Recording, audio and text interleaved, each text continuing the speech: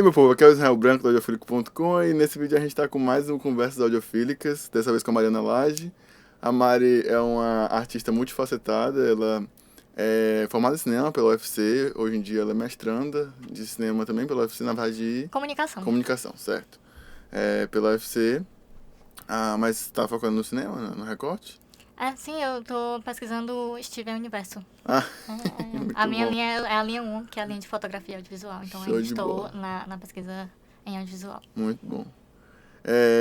E aí, e também ela, na verdade, tem uma carga aí de experiências múltiplas, né? Eu acho que, em parte, isso pode ser muito de uma pessoa que vem do cinema mesmo, assim, porque cinema, a gente tem tantas artes diferentes no cinema, né? A gente tem... A gente sempre tá meio tipo assim, mas o que é que eu quero? Tô aqui na faculdade, mas o que é que eu quero? Sim, mas também tem isso, né? Não sei se tu lembra disso, dessa questão da arte moderna, assim, de o cinema ser a sétima e a junção das 6 primeiras, né? Então você tem, enfim, inspiração de várias coisas de outras Assim, o artes. que é que eu quero no sentido de que tem muitas opções. Aham. Você pode ir pra muitos caminhos. Sim. O cinema, inclusive, é uma questão dentro da faculdade, né? Que você fica, eu posso entrar de tudo um pouco, ou eu posso focar em uma coisa e me sentir meio triste, porque eu não tentei as outras o suficiente. Então a Mari também é cantora, também é pesquisadora, então a gente vai discutir aqui, na verdade, sobre 3 momentos, 3 projetos em que ela esteve envolvida. E a gente vai começar aqui com um projeto que tomou um reconhecimento assim, nacional, assim, né, que foi o Bloquinho Sandy Júnior. Assim, foi algo que gente de vários cantos do país, assim, eu já estive em outros estados, as pessoas falam assim, lá em Fortaleza tem um Bloquinho Sandy Júnior, né? Então... Gente, foi. Aconteceu isso mesmo. A gente formou o bloco em 2017, foi o primeiro ano do bloco, foi 2017, 2018, 2019. Esse ano a gente já não saiu. Porque acabou que cada um foi para um canto de trabalho, né, gente? Essas coisas. E aí a gente decidiu, pelo menos em 2020, não se apresentar. Não. Mas explica pra gente assim o que é o Bloquinho Sandy Júnior. O Bloco Sandy Júnior, na verdade, ele é um bloco de carnaval, que é onde a nossa proposta era tocar músicas da dupla Sandy Júnior, só que em ritmos de carnaval. Então a gente tocava em forró, em axé, em jexá, em frevo, as mesmas do Sandy Júnior, só que em outros ritmos. E aí a gente trazia percussão e com outros instrumentos também. Tipo, é meio que uma releitura das músicas. Sim. E aí também, tipo, e causar a coisa da nostalgia. Assim, que é porque logo Sandy Júnior é uma coisa que muita gente conhece. Sim. É uma dupla que é muito difícil você não conhecer, tipo, nenhuma música. Todo mundo conhece. E aí a gente, cara, vamos se divertir então, sabe?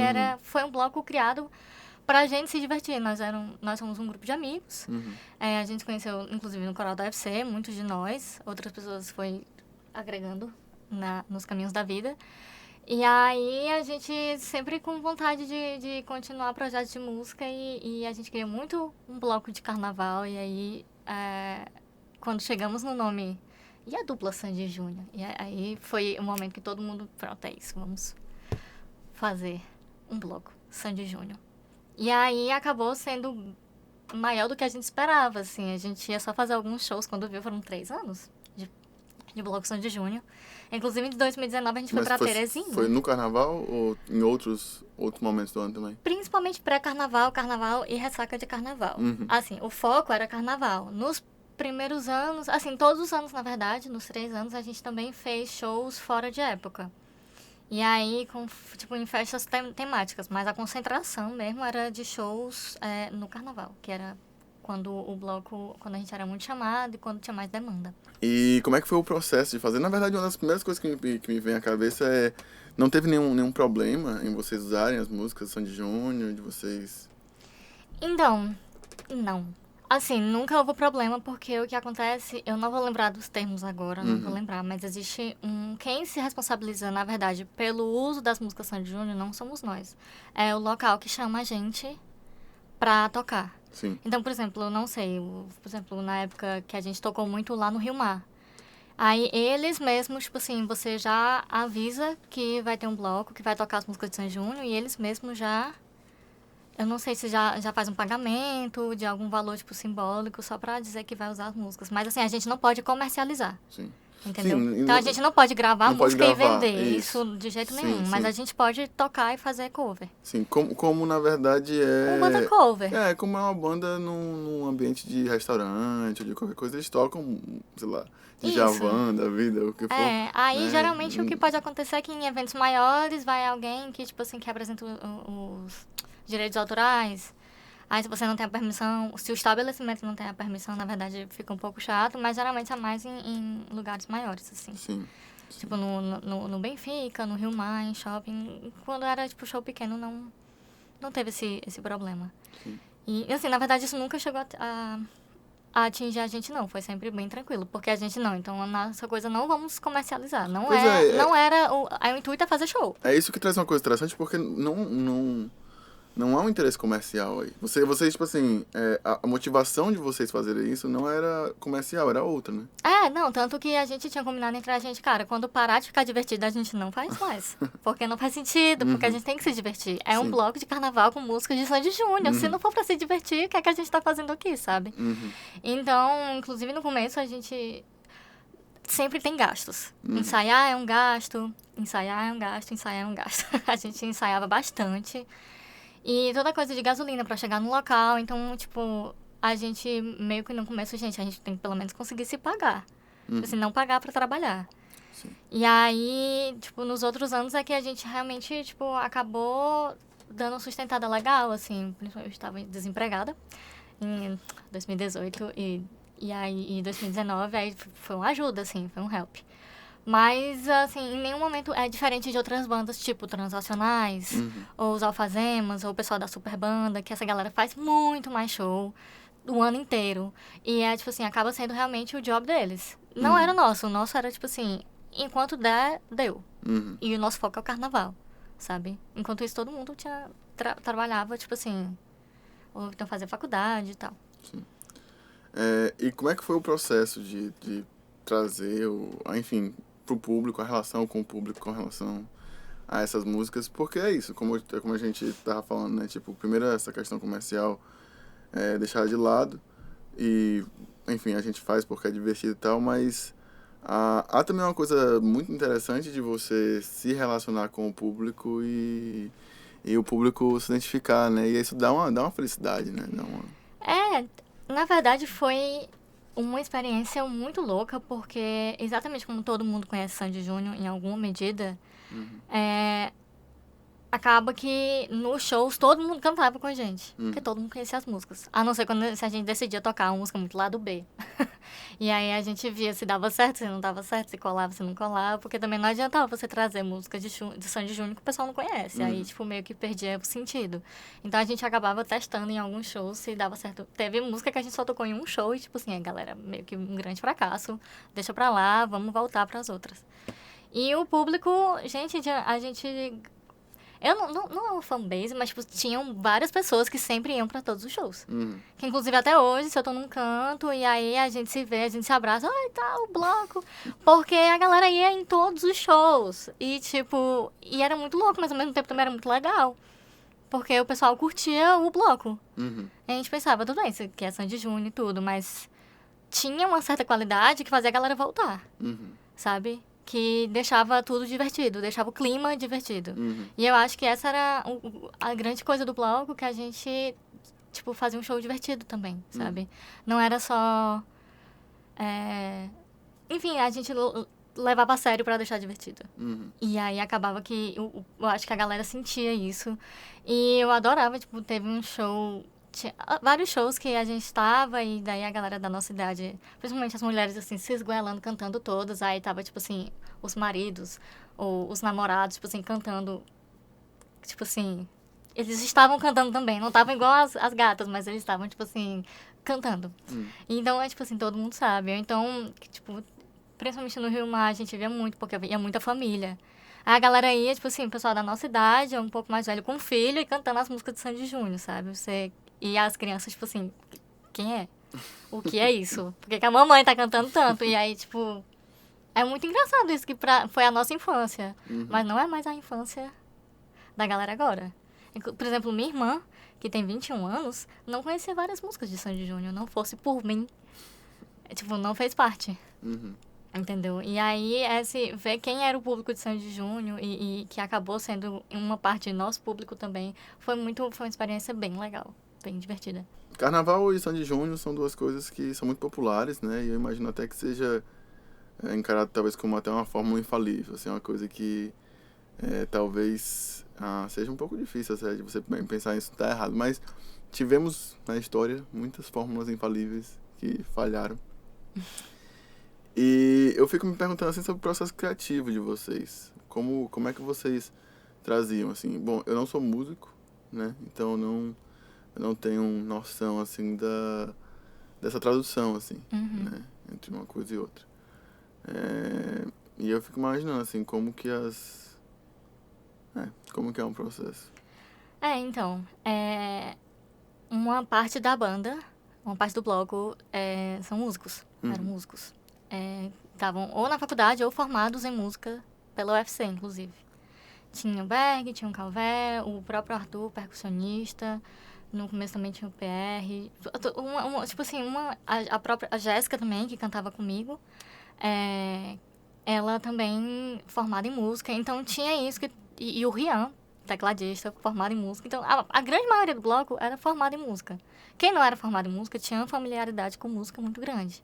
Assim, não era formado, mas já tinha tocado em outras bandas, já tinha cantado em outros lugares, já tinha participado de outras coisas, entendeu? E aí, depois entrou o Vitor também, formado em música. Então, acabou que foi uma galera que eu acho que o diferencial foi isso, entendeu? Tipo assim, todo mundo que entendia muito de música, a maioria da galera entendia muito de música, gostava muito de montar arranjos, de fazer arranjos diferentes. Tipo assim, os meninos faziam muito de brincadeira, fazer outros arranjos. Inclusive, o Arthur Guiduli e o Berg Menezes, eles já foram para o Esquenta da Regina Casé, porque eles fizeram Beijinho no Ombro em Bossa Nova e bombou, sabe? Então, tipo assim, já tava ali, sabe? Bastava botar em prática. Não bastava, claro, porque no começo eu lembro demais, a gente, primeiro ensaio a gente vai pegar, tipo assim, 10 músicas de Sandy Júnior, e a gente pegou, tipo assim, 2. Então não é assim, porque a gente descobriu que, na verdade, Sandy Júnior é muito difícil. Os arranjos de Sandy Júnior são muito difíceis. Então, pra todo mundo conseguir, tipo, eu e a Jéssica conseguir lembrar da letra, das melodias, de coisas que a gente não lembrava, a música modulava. E era um desafio vocal gigantesco. E para os meninos também era um desafio instrumental, porque eles estavam passando para outro ritmo, ao mesmo tempo que estava pegando todas as cifras, tudo. E é isso, assim. A gente conversava muito, tinha muita discussão, assim, de qual era a melhor hora, qual era a melhor introdução da música, como é que repetia ou não repetiria, ficaria muito chato, acelera mais, faz mais devagar, quais são os timbres que a gente vai usar, principalmente, tipo, timbre, a gente passava muito tempo pra decidir, assim, qual era o melhor.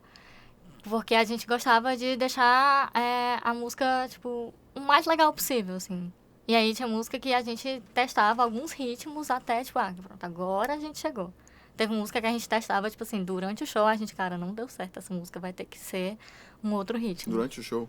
Não, assim, tipo, a gente, tá massa, ensaiava, tá massa. Chega no show, não tá pronto ainda, na verdade. Faltou alguma coisa. E aí a gente tentava um outro ritmo, um outro jeito de fazer a música funcionar. Como é que a banda era composta mesmo? Passamos por algumas formações, mas basicamente eram 2 vocais, eu e a Jéssica. O Berg também era vocal. Tipo, ele também cantava algumas músicas. O Júnior não cantava muito, né? Assim, tipo... Eu tô pensando assim com relação a serem... Não sei como é que vocês dividiram, assim, mas a gente... não, assim, eu lembro muito da voz da Sandy, assim, mas a voz do Júnior... todo mundo lembra mais da Sandy, mas tipo assim, o Berg também cantava algumas músicas, por exemplo, Inesquecível, era ele que cantava, não era a gente. Que aí teve uma vez que a gente fez uma versão bem churrascaria.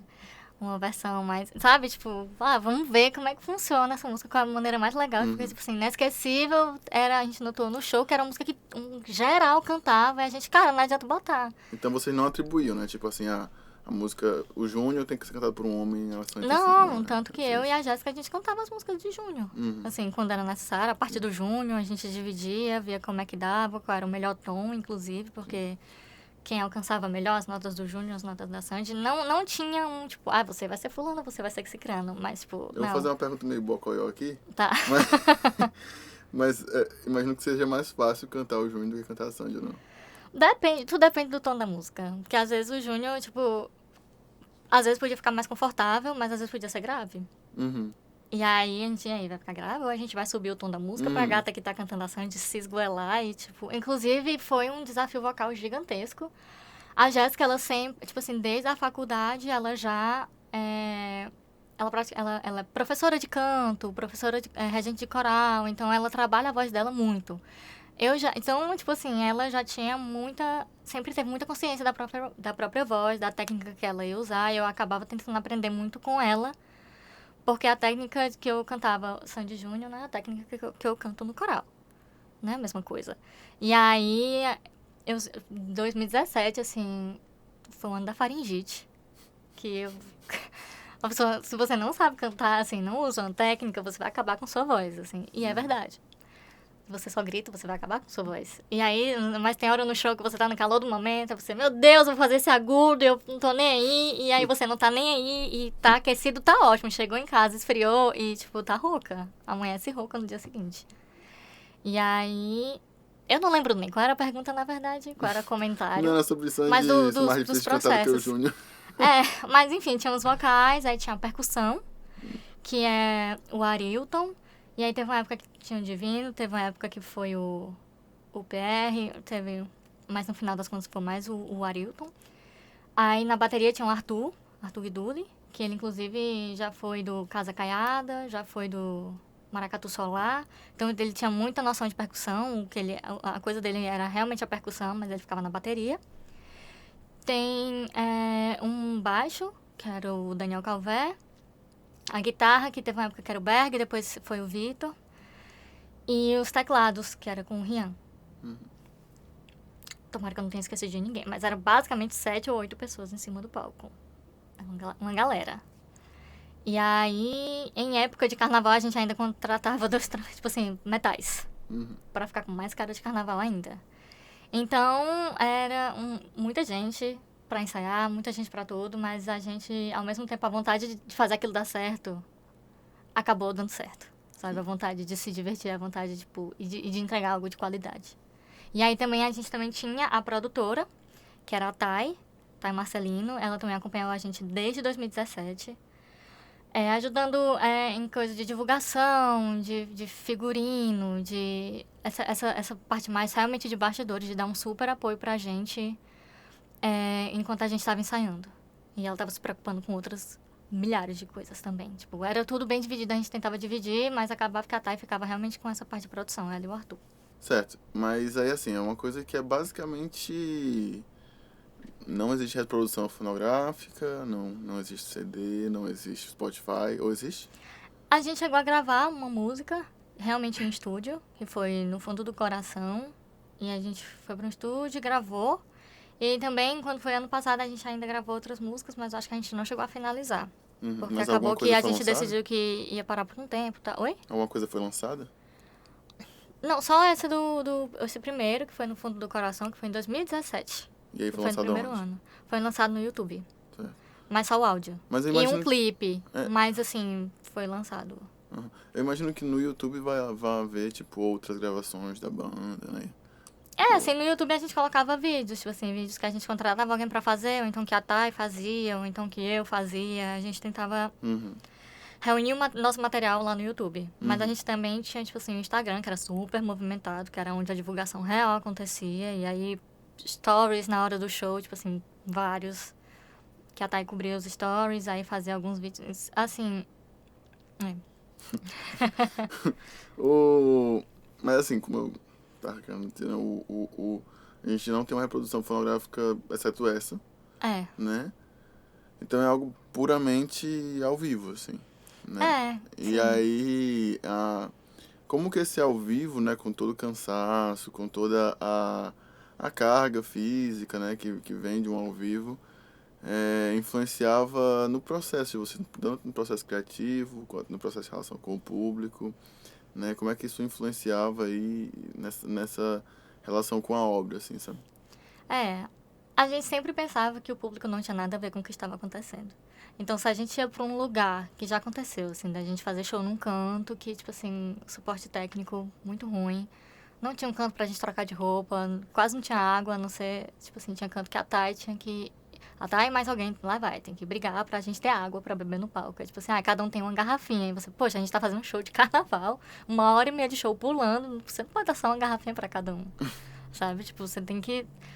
E aí, teve shows que, assim, foram incríveis, tanto de suporte técnico quanto, tipo assim, a vontade da galera de receber. E aí, a gente sente essa... Eram shows que eram mais fáceis. Não mais fáceis, mas que, tipo assim, a gente já chegava com energia massa. A gente não tinha que, tipo assim, vamos aqui fazer essa energia acontecer. Mas, ao mesmo tempo, teve muitos shows também que a gente teve que fazer a energia acontecer. E aí, era a hora que a gente se concentrava, tipo assim, galera, vamos aqui, é com a gente. Sabe? Aí, esses eram shows mais difíceis, mas também, tipo assim, muitas vezes dava certo. E era muito bom quando dava certo, sabe? E é a coisa de lutar contra o cansaço, muitas vezes. Porque tinha show que você notava ou o baterista, ou o baixista, ou o guitarrista, ou então uma das cantoras estava, tipo assim, morto.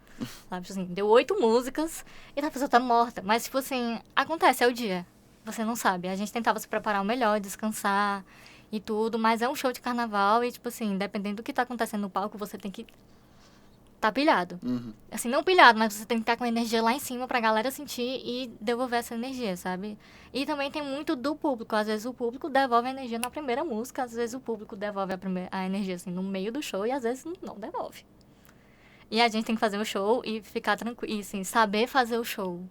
Então, foi um aprendizado muito grande, assim, de fazer as coisas acontecerem no palco. Tem uma coisa que eu vi recentemente, num show que eu gravei, que durante o show eu tava no palco, em um dos momentos que eu tava gravando, e quando acabou o show, o músico falou que não me viu. Eu passei na frente dele, e ele não me viu, né? E ele não me viu, e ele também não viu o público, né?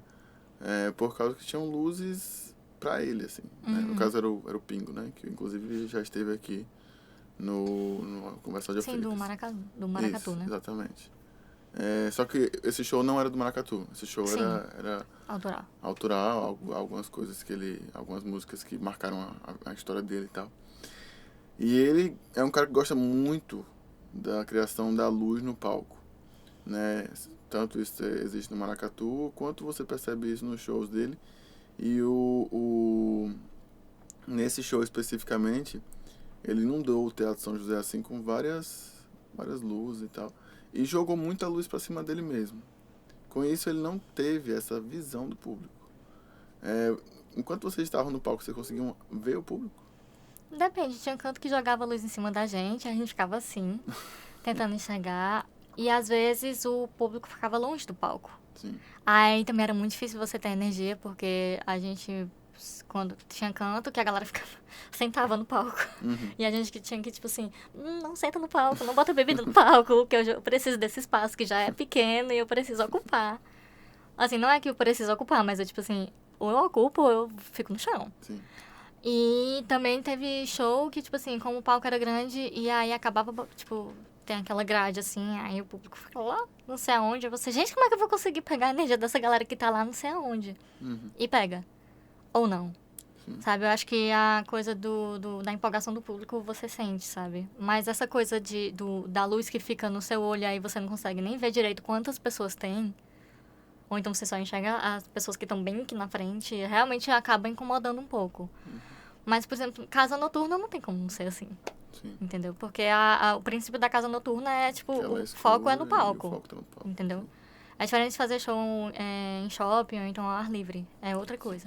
Uma questão que a gente pode, na verdade, falar, que inclusive dois conversas audiofílicas atrás, a gente falou sobre som de futebol. Veio um jornalista aqui e falou sobre som de futebol.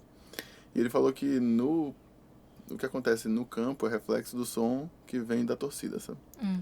E eu imagino também que assim como vocês jogam o som, né? Assim como músicos jogam o som pro público, o que anima de volta não é exatamente a imagem, né? Eu acho que essa questão também de a gente falar se tá vendo ou não tá vendo o público, mas você ouvir também. o público talvez seja mais impactante do que o ver ou não. O que você acha? Não, eu acho que com certeza, principalmente quando era assim, músicas icônicas de Sandy Júnior. E aí você ouviu o público inteiro cantar, por mais que aquela música não fosse nossa, mas tá todo mundo cantando. Sim. Gente, isso é uma loucura. Eu não sei porquê, mas isso é uma loucura. Entendeu? É diferente de um show em que o público, essa mesma música icônica, que é icônica, independente, tipo assim, tem 10 pessoas cantando, porque já são 2 horas da manhã e a galera tá na festa há 4 horas, 5 horas, entendeu? Mas, assim, ouvir quando você escuta a galera cantando, principalmente cantando de volta, mais do que falando alguma coisa específica, é muito legal. Porque, na verdade, às vezes era, assim, pelo menos pra mim, era o que salvava quando eu não tava conseguindo enxergar. Eu disse, não, mas eu sei que a galera tá aí e que tá gostando porque eu tô ouvindo eles cantando. E porque, sabe, você sente. É. E aí, assim, e é muito essa coisa de ouvir de volta, tem a própria coisa do retorno, de você se ouvir. De você ouvir a banda. Que também a gente acabou passando alguns perrengues, porque tinha canto que a gente ia passar o som. E aí, na hora de passar o som, estava tudo perfeito. Chegava o público, você não se ouvia mais. Porque o som muda quando tá cheio de pessoas, Sim. quando tá entupido de gente e quando não tem ninguém. A gente passa o som quando não tem ninguém. E aí chegava, tipo assim, um monte de gente, e aí o som era totalmente diferente. Aí a gente, meu Deus, lá vai, as 2 primeiras músicas é passando o som de novo. Porque a guitarra não tá chegando, a bateria não tá chegando. Ou então a própria voz não tá chegando. A gente já fez show, eu não tô ouvindo a Jéssica não tá me ouvindo, ou então eu não tá me ouvindo. E aí quando eu não me ouvia, eu queria compensar cantando mais alto, só que aí não é por aí, que não é porque eu não tô me ouvindo que o público não tá me ouvindo. E aí, tipo, isso vai de cada show. Você vai, na verdade, é um aprendizado. Até quando chegou 2019, tipo, independente de eu estar me ouvindo ou não, eu sabia o quanto que eu era pra cantar, pra eu não estragar, assim, cansar a voz tão rápido. Porque tinha vezes que a gente fazia 2 shows por dia. E aí? Você vai, tipo, dar tudo de você porque o som não tá tão legal. Assim, tudo de você a gente dá, mas assim, vai gastar a voz toda porque você não tá se ouvindo. Aí é coisa de você saber medir, independente do local. Bom, eu acho que coisa a gente pode passar para uma próxima... nosso próximo momento, né? Nosso próximo assunto. Que é sobre o coral do UFC, né? Que também você participou e viajou para fora, né? Inclusive, teve uma experiência bacana aí. Foi enquanto ainda você era aluna da graduação de cinema? Foi bem no finalzinho. Foi no finalzinho, né? Foi. Eu entrei no coral do UFC em 2015, que foi meu último ano de faculdade. Sim. Aparentemente eu achava que eu não tinha nada pra fazer no último ano de faculdade. Tipo, no TCC. Eu consigo conciliar com o coral do UFC. Já matei as cadeiras, né? Que é... A coral do UFC foi outra experiência, assim. Foi antes do bloco, na verdade, o coral. Entrei em 2015. E fiquei até 2016. Assim, até julho de 2016. E aí foi uma experiência louca e maravilhosa. Porque, assim, como funciona o coral deve ser 3 ensaios por semana, de 7 às 9h30 da noite. E aí é não faltar, porque a gente tem que fazer um espetáculo acontecer. E porque são 40 pessoas, e aí temos 4 vozes, né? As femininas, que é soprano e contralto, e as masculinas, que são tenor e baixo. E aí somos quase 40 vozes, e essas vozes têm que timbrar. E essas vozes têm que se encaixar, com cada um cantando uma coisa diferente, cada voz cantando uma coisa diferente. Fazer isso acontecer é um processo longo e que exige muita paciência de todas as quase 40 pessoas que estão ali juntas para fazer essa coisa acontecer. Então, quem ajuda a fazer isso acontecer? O regente, que no caso, quando eu entrei, era o Erwin Schrader, que ele é professor de música da UFC. E aí, o regente é quem é a peça central para fazer as 4 vozes se encontrarem. E não ficar, tipo assim, vários sons. Que não sejam propositais. Pode ficar vários sons, mas que seja proposital, entendeu? Tipo assim, tem que suar. O coral tem que suar junto. E o coral tem que também conseguir uma projeção de voz. Porque na época que eu fiz o espetáculo, não tinha microfone pra gente. Então era a gente no teatro, era só a gente. E Deus. E os regentes fazendo aquilo acontecer. Então a gente tinha ensaio de projeção de voz, a gente tinha ensaio de técnica, muita técnica o tempo todo, porque o canto coral exige uma técnica específica. Aí, como é que você vai apoiar? Como é que... Eu era soprano, que é o naipe que alcança as notas mais agudas. Aí, como é que você vai fazer essas 9 mulheres alcançarem notas agudíssimas e soarem, tipo assim, timbrar, né? Que é todo mundo soar parecido, parecer que é uma só voz. E voz me parece ser, de todos os instrumentos que existem, né, o instrumento que mais usa audição. Tava pensando nisso agora por causa que você não tem, sei lá, no violão, né? Você coloca o seu dedinho lá no canto, né? Por mais que o violão tenha mais diferença, por exemplo, do piano, né? O piano também você coloca o dedo no canto, vai aquele... Então, assim, especialmente no piano, assim, que é tão visual, você coloca um dedinho aqui, você sabe que é um dó, você sabe que coloca aqui, sabe que é um lá, então você não tem uma... É mais fácil, né? De você saber em que nota você tá, né? Em que oitavo você tá. Já na voz você não tem muito, assim, tipo, você tem que ter uma noção diferente, assim, disso. Você tem que ter... Assim, você tem que ouvir e saber reproduzir o que você ouviu. Tipo, o Evan ficava lá com o piano, né? O piano eletrônico.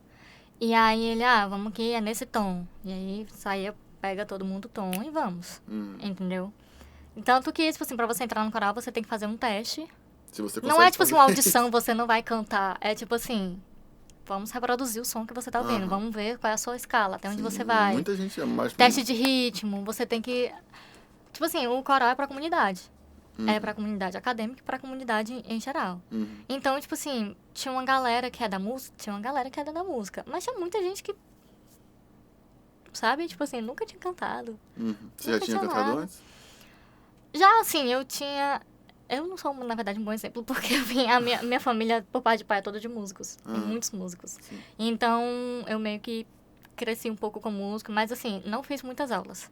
Então, quase não fiz, na verdade. Eu fiz violão, tipo assim, quando eu tinha 12 anos, frustrei todos da minha família. A minha irmã que Você toca alguma coisa piano. hoje? Não. Né? Não, eu fui pra voz. A Luísa que foi pro piano. Vou compartilhar uma história contigo, que quando eu era...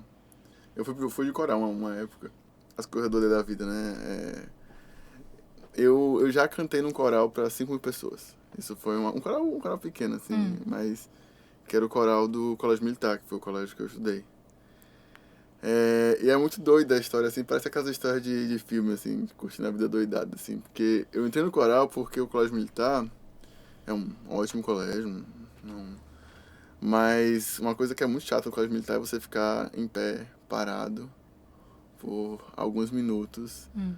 Enfim, né? Numa formatura militar. Eu acho isso chatíssimo até hoje. Sempre achei, em todo período que eu estive lá. Achava ótima a atividade física, a qualidade do ensino e tal. Mas isso eu achava muito chato. Então um amigo meu chegou pra mim e falou assim: Branco, vamos pro coral? É todo dia. Que a gente tinha que chegar lá às 6h20, 6h30. E tinha uma formatura militar até 7 horas da manhã, quando a gente ia pra sala de aula. Vamos pro coral porque a gente não precisa ir pra formatura. Eu adorei. Aí eu falei assim, na hora, bora. E aí a gente foi. E a gente começou né, de manhã, basicamente, a gente tinha aqueles aquecimentos vocálicos de Marilu Mora Lá, Mora Marilu. Sim. Né? E começamos a ensaiar Azul da Cor do Mar, enfim, alguma coisa ou outra. Eu fui colocado como baixo, né? E inclusive tinha um outro que tu não citou aí, que era o barítono. Tem uma outra coisa aí que tem um baixo, tem um tenor. Não, mas baixo aí é subdivisão já, de naipe. Né? Tá. Mas eu lembro desse nome, assim, eu não sei o que é, certo? Eu não tenho nenhuma propriedade pra falar de nada. Mas eu também não tenho essa propriedade toda não, só participei do coral. Mas foi uma experiência muito doida, assim, porque em dado momento eles chegaram assim, vai ter o dia da artilharia e a gente vai cantar num palco lá no aterro da Praia de Iracema. Eu falei, bora. Tá bom. Aí lotou, assim, porque a galera queria ver... Ninguém queria ver o coral, a galera queria ver os tiros de canhão.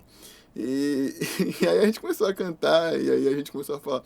Tinha umas horas que a gente tava falando besteira, inclusive, e tinha um microfone perto da gente. Microfone foi pra 5 mil pessoas e tal. Foi uma experiência, assim, muito boa, assim, sabe? De muito êxtase, assim.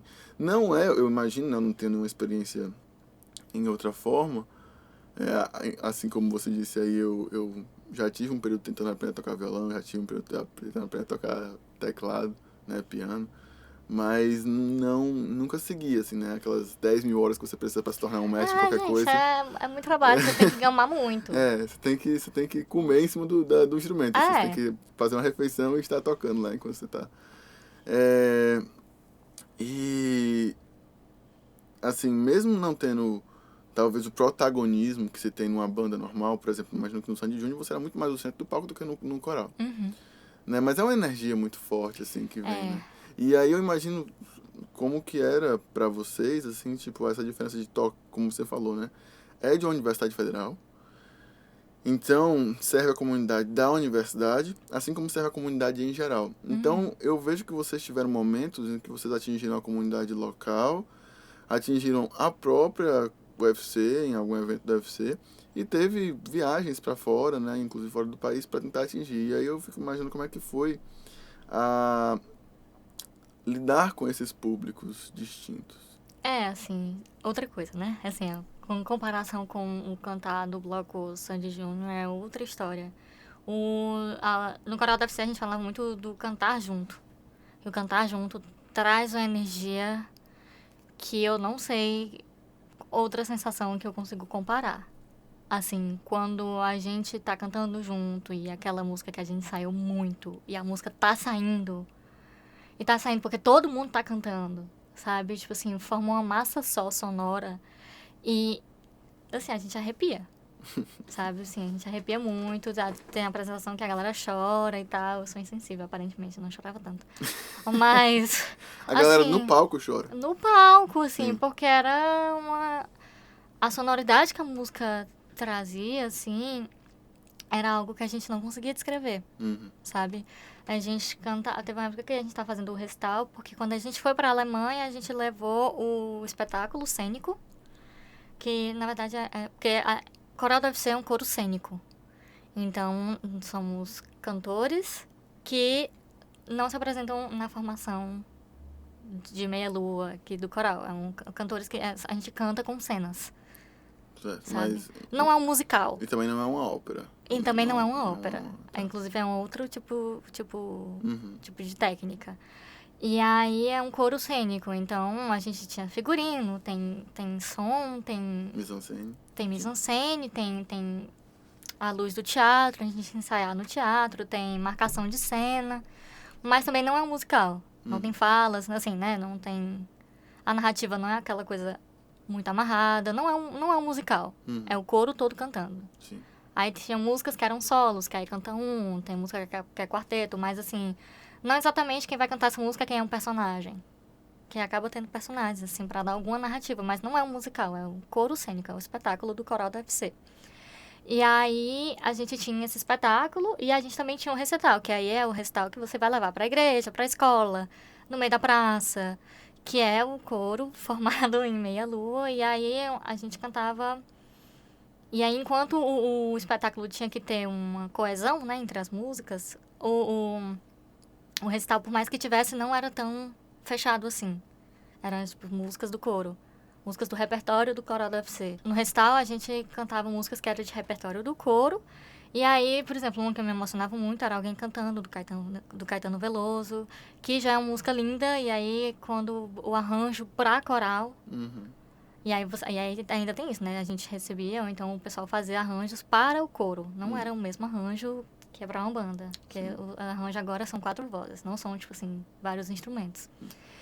E aí alguém cantando sempre arrepiava.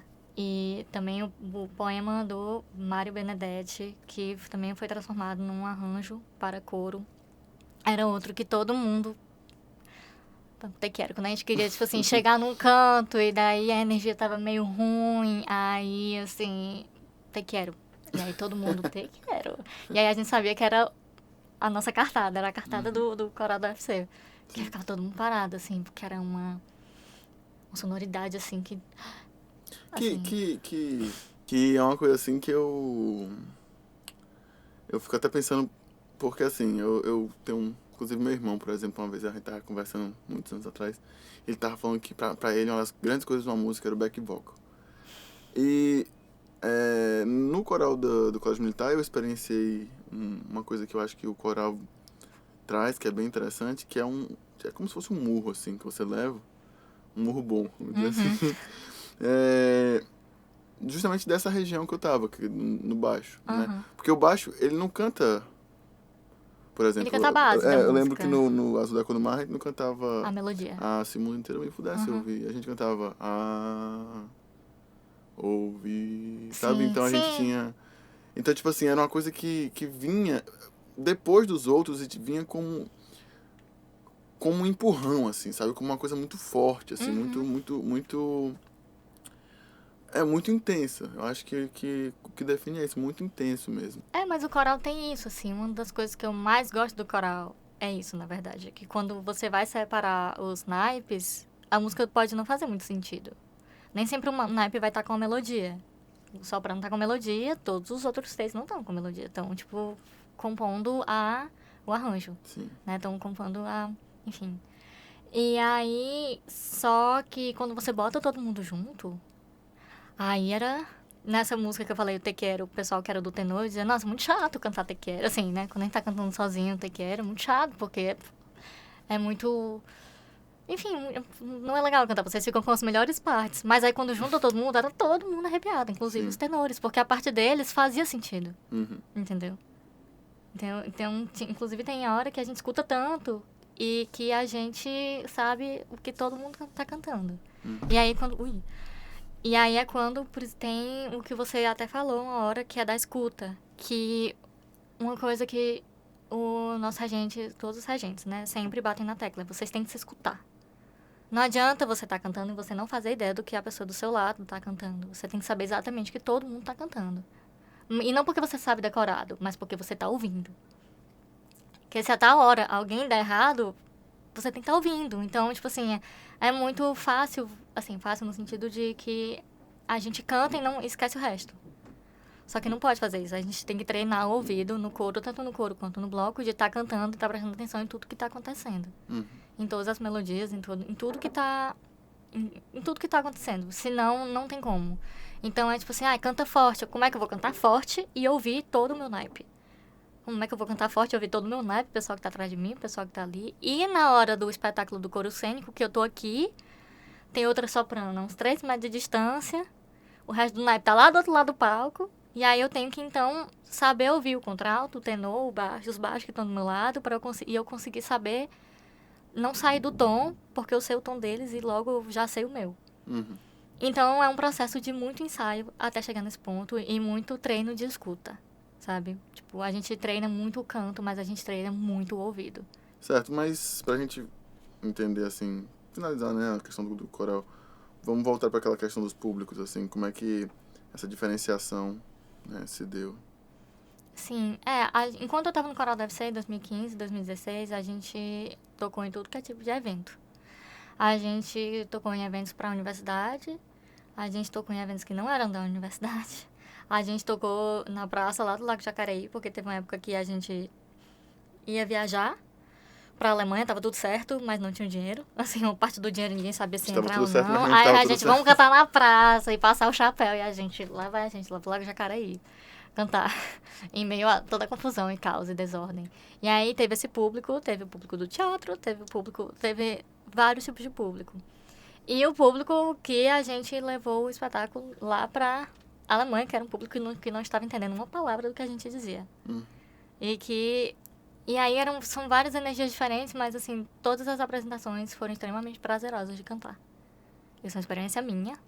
Talvez algumas pessoas não compartilhem, mas assim, a gente gostava muito de cantar junto. E aí, era sempre uma energia muito gostosa entre a gente. Então, eu acho que independente do público, estar cantando junto era maravilhoso, sabe? A gente conseguia não reproduzir, mas, tipo assim, trazer a energia que a gente tinha nos ensaios e levar para o público. E claro que quando o público, a gente sentia que o público estava gostando, aí é que a gente se animava mesmo. Mas aí também tem que ter cuidado que não pode se animar muito, senão corre o tempo, senão... Existe menos espaço para improvisação do que, por exemplo, assistir num Sandy Júnior. Não existe espaço para improvisação. Não pode improvisar, assim, no coral deve ser. Você tem que olhar pro regente, porque se alguma coisa acontecer, quem vai salvar é ele. Sim. Tanto que ele diz, gente, se vocês não olharem para mim, se empolgarem olhando pro público, e aí sai do tempo, quem vai segurar o tempo de volta sou eu. Então, olhem para mim. Então, era assim, você tem que olhar... Até essa coisa do olhar é diferente, porque você tem que estar prestando atenção no regente. Mas você tem que dar energia pro público. Mas a gente tá aqui. Então você tá assim, ó. Sim. E aí você tem que treinar essa coisa. E aí quando a gente foi pra... E aí, na época, era o Gula, que foi um espetáculo cênico, que era só sobre músicas de comida do Brasil. E aí, inclusive, tem isso, o coro da UFC só canta músicas em português. E da América Latina, em espanhol. E aí, tipo, quando a gente foi pra Alemanha, a gente levou uma música dos Beatles. Pra não dizer que a gente não cantava inglês.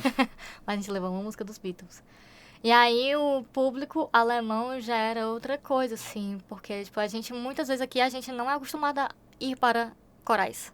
Ouvir corais. Lá, eles já são bem mais acostumados a isso. Então, tem uma vez que a gente foi cantar na igreja, no recital, e daí as pessoas, tipo, todas com taça de vinho na mão, e, tipo, vamos apreciar isso aqui. A gente, que louco. E eles não estão entendendo nada que a gente tá cantando, mas eles também sentiam a mesma... eles conseguiam sentir a emoção do que a gente tava passando, sabe? Então, apesar dessa interação com o público não ser igual do que era com o bloco, essa troca de energia ainda acontecia. A gente sacava quando a galera gostava muito, a gente sacava quando o pessoal não tava entendendo muito. A gente entendia tudo. Principalmente quando a gente ia apresentar o Gula pra eles, porque, tipo, o Gula era muita sílaba, era tudo muito rápido. Era, tipo, Feira de Mangaio que a gente tava tocando, era Vatapá.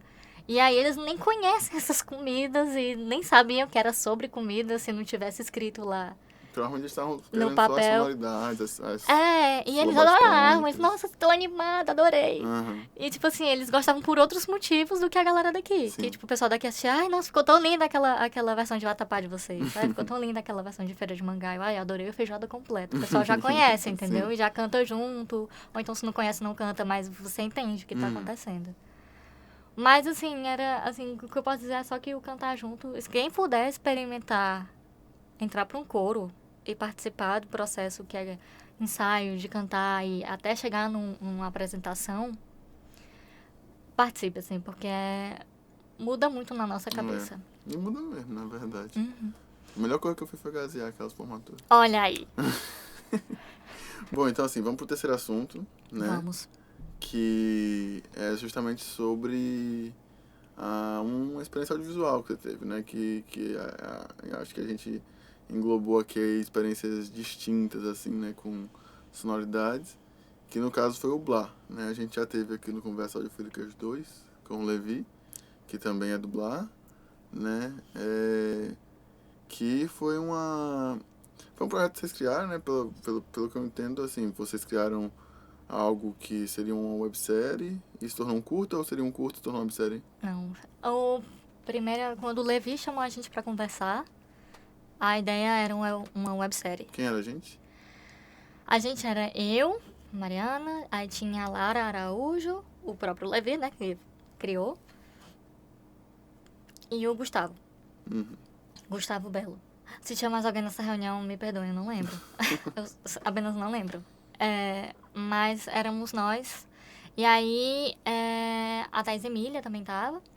E aí eles falaram, gente, olha, é o seguinte, eu tenho vontade, eu criei esses personagens, eu tenho esses personagens aqui, e eu queria que vocês me ajudassem a criar o mundo deles. Sabe? Tipo assim, primeiramente eu não tava nem... Eu acho que eu não tava nem na voz ainda. Tipo, eu não tava em nada sonoro, eu tava como direção de arte. Eu e a Thaís. E aí, começou como uma websérie, e aí acho que teve 1 ano e pouco, ou 2 anos talvez, de websérie. E depois que o Levi escreveu pra Secult, ganhou o edital e se transformou num curta. Entendi. E aí temos a websérie e temos o curta. Que inclusive foi o TCC da Thaís e do Levi, né? E da Carol Carlini. E da Carol, porque a verdade. Carol também entrou no projeto, mas acho que foi um pouquinho depois, pra criar os roteiros dos episódios com o Levi. E aí, quando foi pra enfim, fazer o curta, aí a Carol, o roteiro é dela também.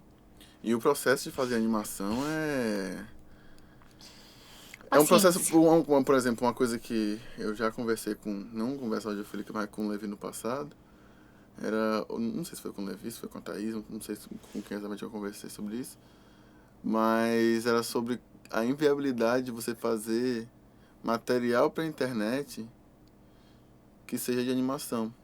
A animação que eu quero dizer, a animação que você vai trabalhar bem nela, não é essas animações, porque assim, não deixa de Não é animação. emotion que a gente tá falando. Porque, por exemplo,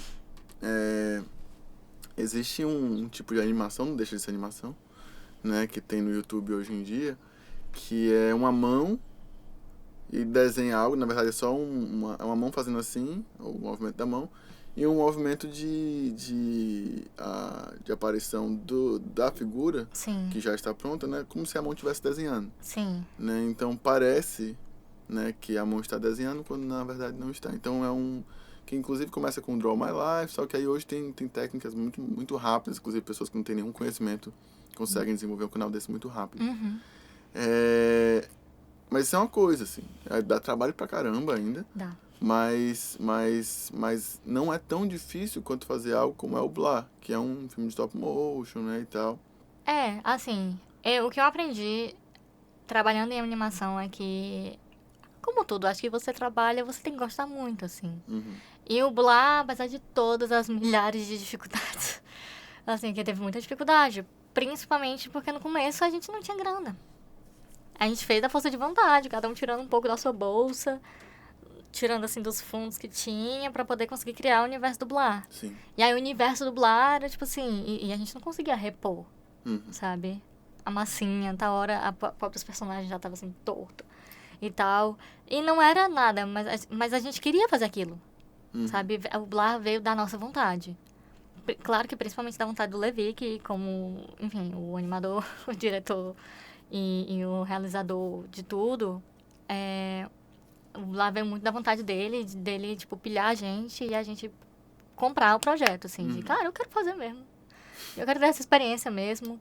O Levi já tinha feito alguns curtas de animação, então a experiência dele era outra, né? Foi depois do Vida. Sim. Eu acho que depois do Meme Quer. Tu que tava nos processos também, tu sabe. Mas acho que tudo. foi. Acho que foi depois de tudo. Foi. Porque o BMQ eu só fiz uma assistência de animação muito rápida. E aí, o Levi, tipo, Mari, tu não topa não fazer o Blá? Tá, vamos. E aí é isso, é um mergulho, assim, de todo mundo ir aprendendo junto, porque ninguém tinha experiência. Eu não tinha toda essa experiência com direção de arte pra animação, pra um stop motion. E pra um stop motion de massinha. Porque ainda tem todas as várias subdivisões de animação e o Blá eram personagens, eram narrativas, era uma narrativa clássica, digamos assim, e ainda era para um formato de websérie. Então eram episódios super curtos, 1 minuto, 2 minutos. Acho que 3, talvez, no máximo. Mas, assim, eram episódios curtos, porque era pra você ver rápido. Entendeu? E aí a gente fez... a gente se encontrava algumas vezes por semana pra montar o cenário. Eu e a Thais, a gente ia pra montar o cenário. Aí o Levi e a Carol lá animando. Aí o Elvio também chegou tal hora pra animar. Só pra deixar claro pra o espectador, a espectadora que tá assistindo e não tem... O Blá é uma série animada pra internet, que também é um curta-metragem, que foca em alguns personagens animados que não são nem... Não tem nenhum formato humano, né?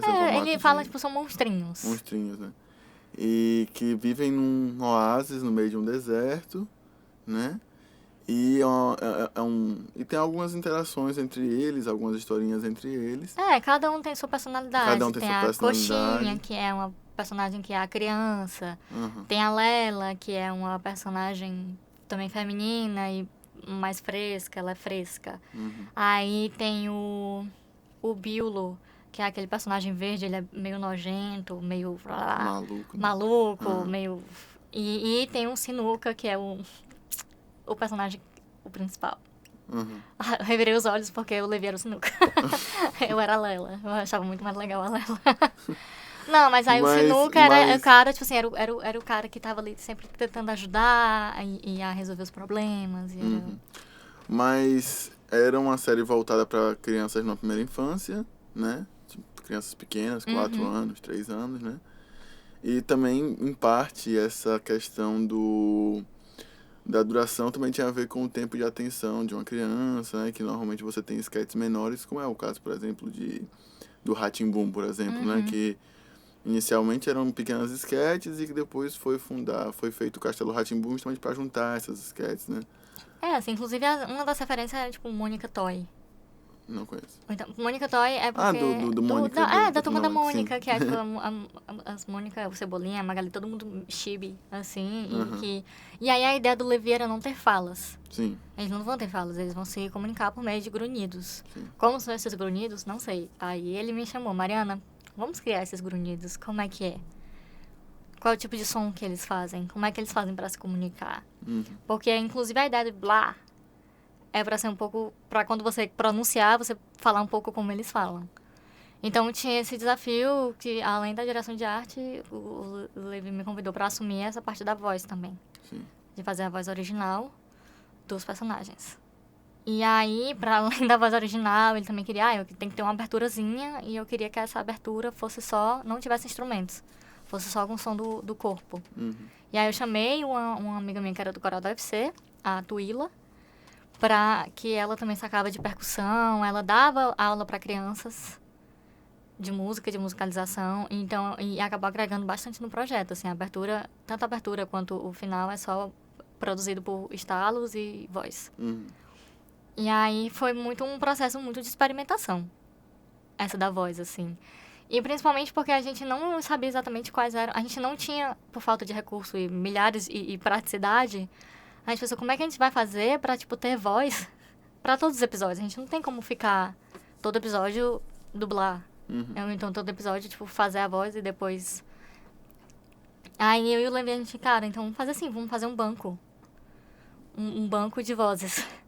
Então, os atores, que na verdade era eu, a minha irmã era a Coxinha, eu era a Lela, a minha irmã era a Coxinha. O Rândalo, que era um amigo meu do coral também, ele era o Biolo, que ele tinha uma voz bem grave e ele também tinha uma experiência com teatro, então ele fazia umas coisas bem estranhas. E o Levi era o Sinuca, o próprio Levi.